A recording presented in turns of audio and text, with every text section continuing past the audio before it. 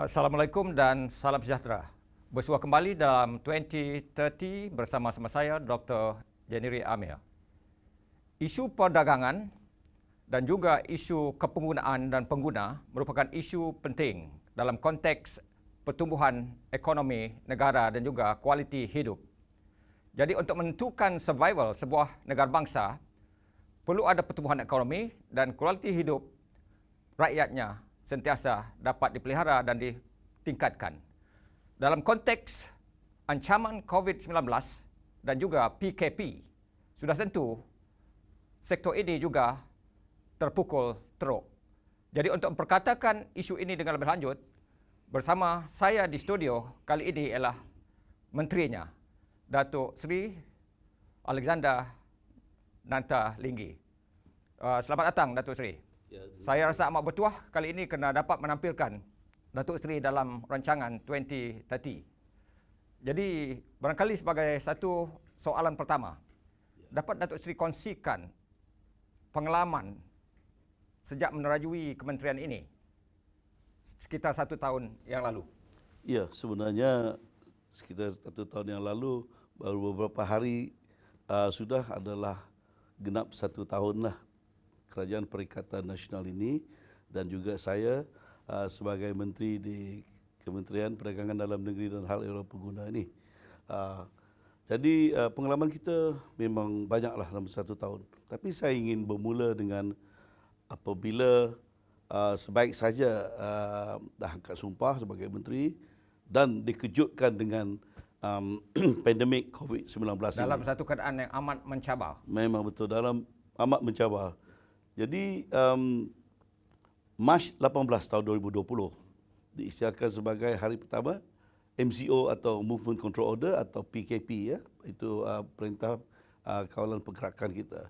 Jadi apabila itu terjadi, memang semua kita terkejut kerana bukan sekadar kita di Sarawak, di Malaysia, seluruh dunia pun tak ada pengalaman dulu pandemik yang melanda kita seperti COVID-19. Jadi banyaklah yang kita berdepan dengan yang tak pernah kita ada pengalaman menangani masalah itu. Apa reaksi pertama? Jadi reaksi pertama, kalau doktor ingat, adalah panic buying. Mereka ataupun pengguna di luar sana apabila dikatakan PKP, iaitu adat berkurung, selalu disebut begitu dengan istilah lokal kita. Jadi maknanya ke mana kita nak mendapatkan bekalan keperluan makanan, dan juga setakat masa itu yang penting juga itu pelitup muka dan juga pencucian atau pembersihan tangan dan sebagainya, sanitizers. Jadi panic buying memang berlaku dalam seminggu 2 pertamanya. Kedai-kedai yang menjual barangan keperluan, supermarket, market di bandar-bandar raya, di kota raya Kuala Lumpur dan sebagainya, memang ada berlaku. Ya. Jadi cabaran kami di KPDNHP adalah tumpu kepada itu masa itu. Kalau saya boleh ceritakan satu yang spesifik. Pelitup muka pada masa itu dihadkan harga maksimumnya satu yang 3 lapis tu, 3 ply, harga maksimum 80 sen. Tapi apabila pergi nak beli di farmasi dan di kedai-kedai, tak dapat. Begitu sukar untuk rakyat waktu itu mendapatkan pelitup muka. Betul. Tapi kalau seseorang itu kata okey, dia kata tak ada. Bila nak beli harga RM5, tiba-tiba ada. Maknanya yang berlaku memang ada kes yang meniaga tu berniaga dengan tidak beretika, mengaut keuntungan yang tidak berpatutan. Jadi kita kena kawal tu. Nasiblah kerana KPDNHP ini kita memang ada satu bahagian dalam kementerian, iaitu Enforcement Unit ataupun penguat kuasa. Penguat kuasa di kementerian ini, kita di seluruh Malaysia ini ada 72 center ataupun pusat penguat kuasa yang kita panggil ECC, Enforcement Command Center, di mana ada saja berlaku kes-kes aduan dan sebagainya, sama ada harga naik mendadak yang tidak berpatutan, ataupun penipuan, ataupun bekalan terganggu. Apabila dilaporkan, kita dapat gerakkan penguatkuasa, anggota penguatkuasa kita di tempat yang bersekitaran, yang berdekatan itu terus pergi mengesan, memantau, nak mengetahui apa sebenarnya berlaku. Jadi oleh kerana dengan efisiennya sistem ini yang sudah juga beroperasi sebelum COVID ini, jadi kita dapat menangani masalah panic buying dari peringkat awal COVID-19 ini. Itu satu cabaran. Ya. Apa agaknya cabaran-cabaran lain, tantangan-tantangan lain yang mungkin dapat Datuk Seri kongsikan untuk makluman kita semua? Ya memang, oleh kerana kita tidak berada pengalaman berdepan dengan sesuatu seperti pandemik COVID-19 itu dan juga perintah kawalan pergerakan itu. Jadi tadi saya dah sebut bekalan barangan keperluan itu makanan, ya. Jadi cabaran kita bagaimana nak menentukan pasar raya kita buka, macam di Kuala Lumpur, ya. Pasar raya Borong Selayang dan juga yang jadi tumpuan distribution center kata untuk kita edarkan lagi. Kita hantar ke tempat-tempat yang lain. Jadi bila PKP itu pun tutup. Jadi memang sudah ada masalah lah dengan bekalan. Jadi KPDN-HP dengan cepat-cepat yang baik masa itu apabila diistirahat saja PKP, kerajaan buat setiap hari, setiap pagi kementerian-kementerian termasuk kami di KPDN-HP bermesyuarat yang dipanggil mesyuarat harian setiap pagi, mesyuarat khas menteri-menteri berkaitan dengan pengurusan PKP COVID-19 di mana kesemua kementerian yang berkaitan yang penting termasuk kami di KPDN-HP untuk menentukan keadaan di seluruh negara kita termasuk kita di Sarawak tidak dibeban, tidak ada masalah dengan PKP ini. Jadi kami bincang dengan apa saja ada kaitan. Jadi di situlah kita ada diselaraskan usaha-usaha kita. Maksudnya tugas dan tanggungjawab itu bukan mudah. Tetapi di sebalik tugas dan tanggungjawab itu yang sukar, dapat Datuk Seri kongsikan apa kejayaan ataupun pencapaian setakat ini? Ya secara ringkas 45 saat untuk sebelum kita berehat ya. Tadi saya kata masalah kita berdepan dengan panic buying. Panic buying itu berlaku dalam 2 minggu saja. Ya. Jadi lepas tu kita dengan cepat menangani masalah tu jadi tak ada panic buying lagi. Begitu juga dengan bekalan barangan. Jadi begitu juga dengan harga yang mulanya naik mendadak. Jadi itu pencapaian kita peringkat awal. Baik Datuk Seri, kita perkatakan isu ini dengan lebih lanjut dan kita rehat seketika.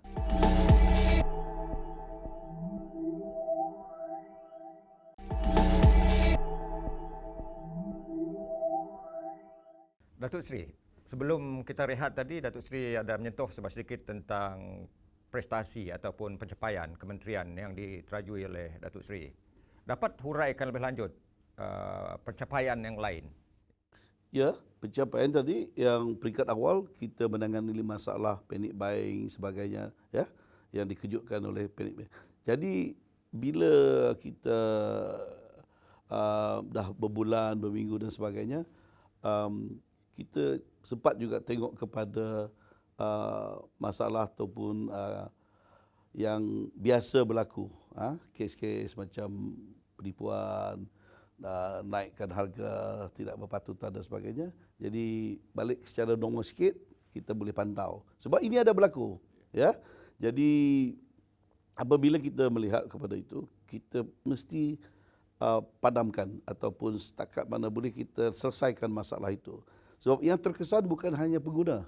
Pengguna memang terkesan, peniaga tapi juga. Kementerian ini namanya Kementerian Perdagangan Dalam Negeri, Domestic Trade dan hal ehwal pengguna. Kita jaga pengguna, kita juga patut jaga peniaga. Mengapa? Kerana peniaga ini kalau kita tak bantu dia, mungkin perniagaan dia tidak dapat berlangsung. Dalam PKP ini dia tutup lama. Jadi kita bagi bantuan kepada dia. Apa inisiatif yang diambil oleh kementerian? Ya, kita pemudahkan mereka ni menjaminkan kelangsungan perniagaan mereka. Sebab apa? Sebab kalau dia tutup, banyak yang tutup.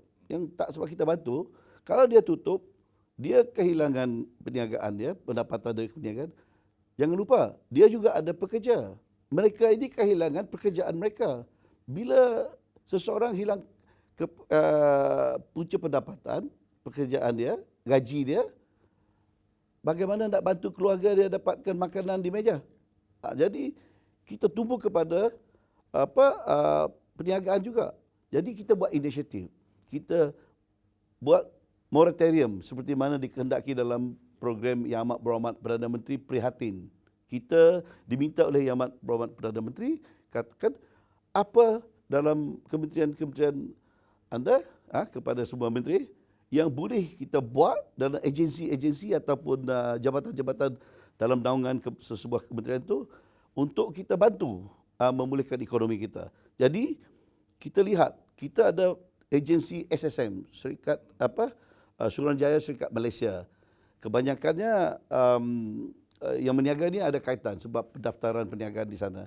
Jadi ada inisiatif kita lakukan seperti dalam COVID-19 tu PKP ni yang ketat, kita banyak buat pengecualian untuk mereka dan fee yang patut dibayar juga. Jadi maksudnya peniaga itu dapat bernafas dengan bantuan ini. Betul.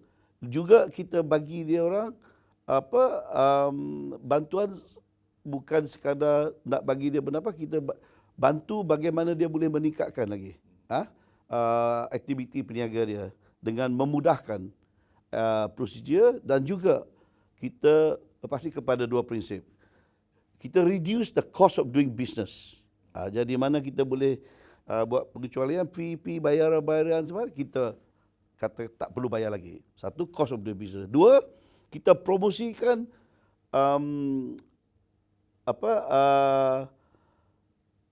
pemudahkan, promote the ease of doing business. Maknanya dulu, yang satu saya boleh spesifik di sini. Dulu, semasa biasa, kalaulah satu sebuah kedai itu dia ingin nak menjalankan jualan murah, cheap sale punya. Dulu SOP dia mohon hampir 1 bulan baru permit itu boleh dikeluarkan, dia boleh berniaga. Jadi apabila kami untuk promosikan ease of doing business, jadi saya arahkan dan bersama dengan Ketua Setiausaha Kementerian dan pegawai-pegawai yang berkaitan, kita bincang, okey, kita boleh kurangkan tempoh untuk kita keluarkan permit. Dia mohon hari pertama, dalam 3 hari permit keluar. So banyak jimatkan masa. Itu satu contoh saja. Banyak lagi kita pemudahkan. Maksudnya sebenarnya tidak mudah untuk menyeimbangkan antara kepentingan ekonomi dengan juga kepentingan kesihatan. Jadi tentu sebagai Menteri Datuk Seri berdepan dengan satu dilema. Kerana rakyat buat langkah A kena kritik, buat langkah B juga kena kritik. Bagaimana nak seimbang? Saya setuju sangat. Jadi kalau kita nak mengambil mana yang penting, menjaga kesihatan, keselamatan, nyawa kita ataupun kelangsungan perniagaan sebagai livelihood, kehidupan kita untuk kita dapat pendapatan, agak payah kan? Nak seimbang. Tengok satu contoh. Ya. Apabila kita dalam masa yang ketat kita showkan kepada Majlis Keselamatan Negara untuk sektor perwujudan jualan emas, jual emas, goldsmith shop kata. Ada yang mengata apa essentialnya? Apa keperluan emas? Betul, emas tak perlu. Tetapi sebaliknya yang perlu perniagaan. Yang menjual emas merata-rata di seluruh negara kita, kedai yang besar-besar pun, yang banyak lagi yang kecil yang memerlukan perniagaan emas mereka berlangsung supaya dia tak bankrupt. Dan juga setiap kedai emas tu ada pekerja. Pekerja tu memerlukan gaji mereka. Jadi kita lihat daripada sudut itu, keperluan esensialnya kelangsungan perniagaan supaya dapat menampung kehidupan orang yang bergantung kepada perniagaan itu. Emas tu memang tak penting. Begitu juga sekarang yang banyak dipertikaikan, salon. Ya. Gunting rambut biasa boleh kan, tapi tak cukup sebab pendapatan tu tak memadai untuk menjaminkan kelangsungan. Tapi yang terwabit banyak itu wanita ya. Betul. Ini saya nak cerita sikit doktor. Ya. Jadi kalau kita tengok, kita minta ini dibuka, tapi pihak Kementerian Kesihatan menjaga kesihatan kata tak boleh sebab sentuhan dia terlalu rapat, takut jangkitan. Tapi kita boleh buktikan setahun sudah tak ada kluster pun tercetus jangkitan daripada sektor ini. Sebab apa? Mereka ini kita letakkan satu SOP yang ketat, dia ikut, dia patuh. Kepatuhan kepada SOP itu yang penting. Sebab tak ada kluster. Jadi kita perlu lihat juga siapa yang terlibat berkecimpung dalam bidang ini. Ibu tunggal, wanita. Kalau kedai salon ini tak buka, mereka mungkin tutup secara permanent selama-lamanya. Ya. Kalau tidak pun masa dia tutup, orang kerja tu nak cari kerja lain, dia tinggalkan pekerjaan. Baik, Datuk Seri, kita jadi masalah. Berhenti di situ seketika. Kita boleh sambung lepas ini dan menarik sebenarnya kita akan perkatakan selepas rehat ini isu-isu lain mungkin ada kaitan dengan Sarawak secara khusus. Jadi jumpa lagi selepas rehat.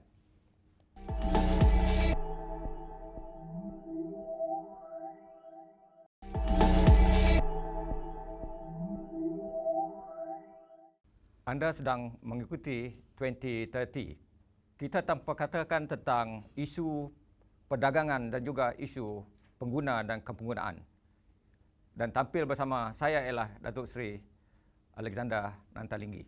Datuk Seri, Datuk Seri ialah Menteri untuk seluruh Malaysia. Datang dari Sarawak. Pasti ada fokus khas ataupun langkah-langkah khas untuk Sarawak, memandang Sarawak ini besar. Ramai yang tinggal di luar bandar juga sekitar 40 lebih peratus. Jadi apa langkah-langkah yang telah diambil oleh Kementerian Datuk Seri untuk secara khususnya meringankan beban masyarakat luar bandar ini memandangkan kos pengangkutannya begitu tinggi untuk barangan keperluan khususnya? Ya, memang ada khusus untuk Sarawak dan juga sama juga untuk Sabah. Yang kita dua negeri ini serupa berbanding dengan negeri-negeri di Semenanjung.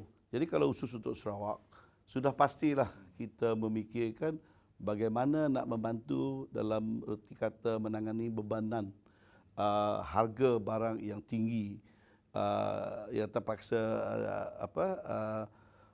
pengguna di luar bandar membeli barang-barangan lebih-lebih barangan keperluan. Jadi perkara ini sebelum saya jadi menteri dulu pun saya selalu bangkitkan perkara ini sebagai backbencher di Parlimen. Untuk nak mendesak menyarankan kepada government kerajaan semasa saya sebelum jadi menteri ini dulu. Jadi perkara ini memang dekat di hati saya. Apalagi seorang ahli parlimen dari luar bandar. Luar bandar jauh di betul-betul faham ya. Di KP ya. Jadi apabila saya diberi peluang di kementerian ini, memang saya lihat kepada itu dan sudah ada dari dulu-dulu program yang dipanggil community drumming. Apa itu? Community drumming, pada mulanya drumming ni drum lah. Drum. Sebab betul drum. Betul drum. Sebab dulu rintihan daripada pengguna di luar bandar di Sarawak, malahnya saya ingat di Bak Kelalan, Los Semado, di Hulu Kap, di Baleh, di Kabit, di Ketibas. Semualah dulu minyak dulu yang keperluan mereka. Jadi minyak ni jadi mahal dibeli di tempat-tempat kedai-kedai kecil di pedalaman. Jadi tahun 2009 dulu, sejak 2009 dulu, kerajaan memulakan membantu dalam memberi subsidi ke atas menampung kos pengangkutan dan handling dan logistik. Supaya 1 liter harga di bandar atau di pekan sama juga dapat mereka beli dengan harga yang sama 1 liter di pedalaman. Sebab kos pengangkutan itu ditanggung oleh kerajaan. Jadi ada maksudnya ada subsidi? Subsidi yang dikatakan program community drumming. Tapi itu sekarang sudah misleading sikit lah. Sebab apa? Ditambah pula. Bukan hanya untuk minyak ya. drum. Tapi barangan keperluan yang lain. Beras, garam, gula, minyak masak dan sebagainya. Makin bertambah. Jadi saya nak mencelah Datuk Ya. Seri di situ. Bagaimana belanjawan 2021 itu tangani isu-isu ini? Memang. Tahun 2020 atau 2019 kurang daripada yang kita dapat. Sebab bila saya masuk tahun 2020 sebagai menteri, saya memang lihat kepada ini. Yang saya tumpu perhatian saya kepada bukan sekadar untuk memohon daripada Kementerian Kewangan, daripada kerajaan untuk menambahkan bajet yang memang ditambah dari 150 juta untuk tahun 2020 ya dalam bajet dibentang tahun 2019. Apabila saya masuk tahun 2020, kita minta bajet yang dibentang tahun 2020 Disember lalu untuk digunakan tahun 2021 ini ditambah 50 juta jadi naik daripada 150 juta Sekarang jadi kepada 250 juta. Jadi di samping itu juga kita lihat kepada kawasan-kawasan yang sebelum ini tidak mendapat layanan yang sama. Jadi kita ingat mereka ini memerlu juga. Jadi kita tambah kawasan-kawasan baru, zon-zon baru. Jadi bila kita tambah macam di Sabah, di pulau-pulau yang terpencil dulu tak ada, kita tambah. Di Semenanjung pun pulau-pulau yang ramai juga penduduk di sana. Jadi selama ini tak ada, yang kita tambah lagi. Jadi di Sarawak memang banyaklah kawasan-kawasan baru kita tambah daripada senarai yang terdahulu. Jadi ini bagi Sarawak. Jadi itu banyak saya dapat maklum balas. Apa reaksi dan kesan terhadap rakyat yang secara langsung itulah saya nak mendapat sebut bantuannya? tadi. Ya. Saya dapat maklum balas daripada beberapa orang ahli-ahli parlimen ya yang sama di parlimen apabila mereka membahas macam yang berhormat Ulu Rejang, yang berhormat Baram dan sebagainya. Memang mereka mengalu-alukan program ini dan menyambut baik. Malah mereka menyarankan supaya peruntukannya tambah lagi. Jadi kita lihatlah ke depan. Kemungkinan ditambah ya. Kita mintalah nanti keperluannya ada. Jadi selain daripada itu untuk Sarawak, ada juga program dikatakan penyeragaman harga barang. Ini konsepnya adalah kerajaan melihat kepada barangan di Sarawak, bukan di pedalaman saja, di bandar pun semua, bukan sekadar barangan essential, tapi barangan keseluruhan, mahal harga dia.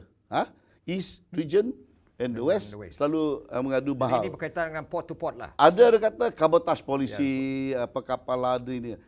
Jadi kerajaan ada buat sesuatu melalui kita ada program penyeragaman harga barang untuk Sarawak, Sabah dan Labuan diperuntukkan 40 juta untuk tahun ini. Jadi ini adalah dari pelabuhan ke pelabuhan. Maknanya mungkin bahan barang binaan dan sebagainya supaya kita boleh kurangkan sikit perbezaannya. Tapi apa yang mungkin doktor nak bertanya, mengapa ada? Memang ada yang mengatakan kabotaj polisi perkapalan ini ada mungkin menyumbang kepada peningkatan ataupun perbezaan ini. Ya, kita teliti ini. Dan yang kita sudah tahu pun ada di Sarawak, di Sabah, mungkin dia ada dasar sendiri kerajaan dia, buy local first. Ya. Maknanya ada penghilang-penghilang yang mengeluarkan sesuatu produk dekat sini. Kalau kita beli dari Semenanjung, dia sampai murah. Tetapi kerajaan negeri nak bantu juga penghilang-penghilang yang sudah bertapak di negeri sendiri, di Sarawak. Kalau kita tak bantu, mungkin mereka paksa tutup juga. Jadi that is buy local first. Sebab apa? Kilang-kilang ini dapat juga beri peluang pekerjaan kepada penduduk Sarawak. Baik Datuk Seri, Ya. Datuk Seri saya bagi 40 saat. Apa agaknya langkah diambil untuk membantu peniaga tempatan untuk melancarkan produk atau promosikan produk mereka di luar negara? Ini kita lihat. Yang Sarawak maksud saya. Ya, kalau kita lihat sebab range dia memang besar lah. Ya. Yang mana kita perlu lihat. Ini saya sudah tengok juga.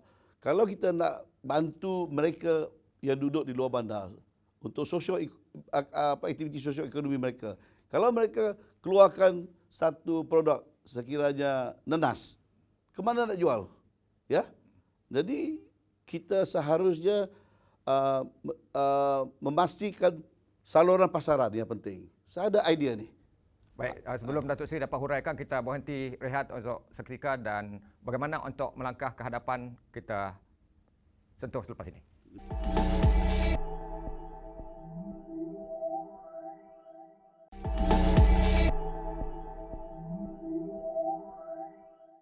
Di sebalik kesan negatif COVID-19 dan juga PKP, sebenarnya ada sinar harapan khususnya dari segi e-commerce ataupun ekonomi digital. Bagaimana dari segi e-commerce, Datuk Seri? Dari segi ekonomi digital tentu ada kesan positifnya. Ya, yang kita dari peringkat awal pun PKP ni kita dah nampak ada peralihan sebab mereka yang kehilangan pekerjaan mereka dengan aktiviti yang lebih tradisional yang kedai buka, dia tunggu di kedai dan sebagainya. Bila kedai tutup, mereka ni beralih kepada jual beli melalui online dan dia hantar.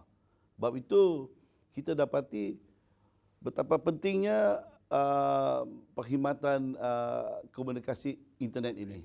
Ya, ia membolehkan perniagaan berlangsung dan transaksi atas talian online business dan juga direct selling dan sebagainya.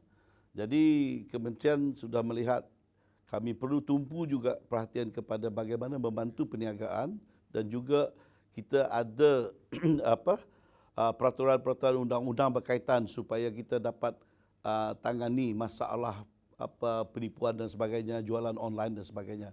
Jadi yang baik kita melihat di Sarawak ini, saya tu Sarawak dulu, Yang Amat Berhormat Ketua Menteri sendiri. Sudah berapa langkah ke hadapan sebenarnya? Oh, jauh langkah ke depan. Sebelum kita berdepan dengan ancaman COVID. Jauh belum. Saya ingat sebaik saja Yang Amat Berhormat Datuk Petinggi lantik sebagai Ketua Menteri, dia dah umum. Jadi maksudnya satu langkah yang proaktif? Proaktif. Walaupun pada mulanya ramai orang mengata he was too futuristic. Tapi sekarang proven him very right. Yeah? It takes COVID-19 to make us most of to believe that he was right from the beginning. Itu kelebihan Yang Amat Berhormat Ketua Menteri kita lah. Jadi he put in all the infrastructure sekarang, ya, syarikat-syarikat berkenaan dan sebagainya. Di peringkat nasional juga baru-baru ini Yang Amat Berhormat Perdana Menteri dah umumkan lancarkan satu program nasional pendigitalan ataupun digitalization of the economy. Jadi memang ini adalah selari dengan apa yang terjadi di seluruh dunia ni dengan ekonomi yang sudah maju. Jadi bagi saya kita ke arah yang betul. Jadi cerahlah masa depan ekonomi negara kita sebab pendigitalan ini memang memudahkan kita berniaga baik dalam negeri, dalam negara sendiri, domestic trade dan juga apatah lagi kalau terlibat dalam global trade kita. Tapi ada juga berlaku penipuan melalui pembelian online ini. Memang ada. Sebab itu going forward untuk kami di kementerian, saya akan tumpu kepada memperkasakan penguatkuasaan, to empowerment of our. Langkah-langkah secara spesifik apa ya? Langkah-langkah secara spesifik saya lihat mereka ini perlu diberi ruang dan peluang untuk mereka mengikuti kursus, ya.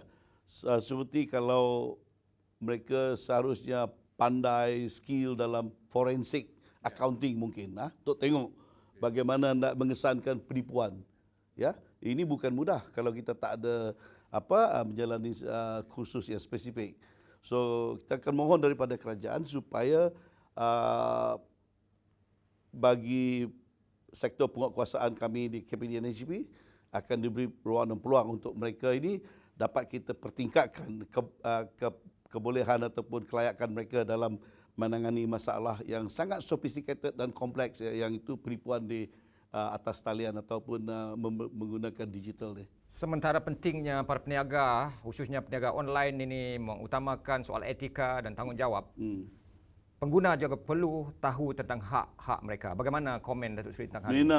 Memang begitulah. Yang kita sebagai pengguna seharusnya bertanggungjawab kepada kita sendirilah.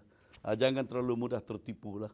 Ya, you have a duty to safeguard your own. Macam itulah prinsipnya. Baik, kita telah melaksanakan dasar atau program vaksinisasi Ya. untuk memastikan kita akan dapat mewujudkan herd immunity, Ya. kekebalan dari komuniti supaya COVID-19 ini dapat kekawal. Ya. Bagaimana Datuk Seri melihat kehadapan kesan daripada kejayaan program ini nanti dari segi perdagangan khususnya dan juga aktiviti lain rakyat kita di Memang Malaysia? tidak dapat dinafikan kalau kita nak balik kepada situasi kita tidak tertekan, terbeban oleh COVID-19 ni, kita perlu menjayakan NIP ini ataupun National Immunization Program ini supaya kelangsungan kehidupan kita dan juga pemulihan ekonomi kita. Saya tertarik dengan ada seorang tokoh ekonomi baru-baru ini saya baca, dia kata don't expect to go back to pre-COVID situation. Why should we? Kata dia betul. We should think about post-COVID and we should plan bagaimana kita akan meneruskan kehidupan kita dalam suasana yang baru. Jadi bagi saya itu betul-betul membuka minda saya dan memotivasi kita melihat ke depan lebih lagi. Jangan kita nak menjayakan imunisasi program ini supaya kita balik ke normal. Kita berada dalam new normal. New normal, bukan lagi jangan toleh ke belakang tapi ke depan. Bagi Datuk Seri sebagai peneraju kementerian ini, apa iktibar dan langkah kehadapan untuk memastikan kita dapat tangani isu-isu seperti ini atau fenomena seperti ini pada masa depan? Kita seharusnya belajar dengan apa telah kita lalui setahun ini. Ya, pengalaman ini kita sepatutnya jadi sesuatu yang boleh manfaat kita untuk kita menangani masalah kalau ada masalah ataupun apa-apa juga situasi yang kita akan lalui alami di masa depan. Tibanya, let us learn from what we've been through. Jadi let us be better prepared, kata orang. So kita perlu melihat secara positif perkara-perkara seperti ini. Ia sepatut mengundang daripada kita sekarang kita lebih melihat kepada bagaimana kita nak memastikan negara Malaysia ini betul-betul maju, dapat menangani apa jua masalah yang mungkin berdepan dengan kita. Politik lah, ekonomi lah, dari segi sosioekonomi aspek kehidupan kita, lebih lagi perpaduan di antara semua kaum penduduk Malaysia. Supaya kita dapat berdiri sama tinggi dengan negara-negara maju yang lain. Jadi Datuk Seri, terima kasih Datuk Seri kerana sudi hadir dalam 2030. Jadi hingga jumpa lagi pada masa dan waktu yang sama minggu depan. Salam hormat.